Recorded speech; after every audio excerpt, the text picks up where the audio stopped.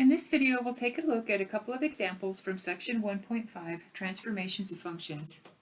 Question number 10 asks you to draw the graph of f of x equals negative square root of x minus 3 plus 1 below. So we need to know what first of all, our parent function is y is equal to the square root of x. That's the function that we're doing something to. So you should have that somewhat memorized by now.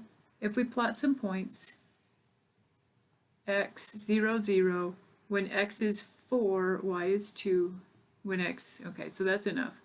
So this is what our function looks like. Not with transformations yet, but that's what we're trying to transform. Then take a look. We have a negative. What do all of these things do to the graph of square root of x? We have a negative in the front. We're subtracting 3 from x, and then we're adding 1 to the function itself. So if you go back and take a look at your shift, the negative is either a vertical reflection or a horizontal reflection. It just depends on where it is. The negative is outside the function, then it's a vertical reflection. So what does that mean?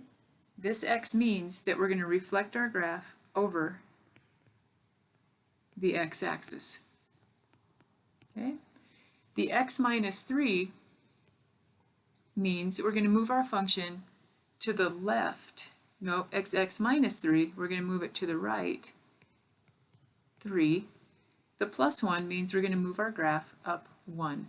So if you look down at the shifts, horizontal shift, if you take x and subtract h, we're going to go to the right h. And then we take a look at the vertical shift. If we add k, we're going to go up k. So if we were to subtracted k, we would count down. If we were to add h, we'd go to the left. So now we can take our function, we're going to reflect it over the x-axis. Let's see, 2, 4. That's the reflection. We're not quite there yet. Then we need to move the whole thing to the right 1, to the right 3, and up 1.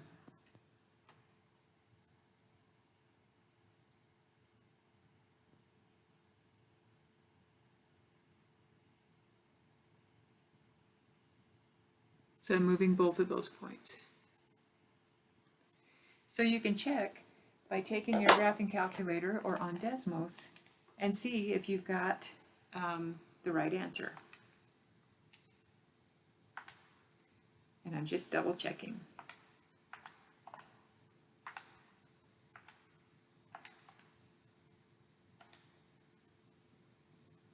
All right. Next example is problem or question number 19.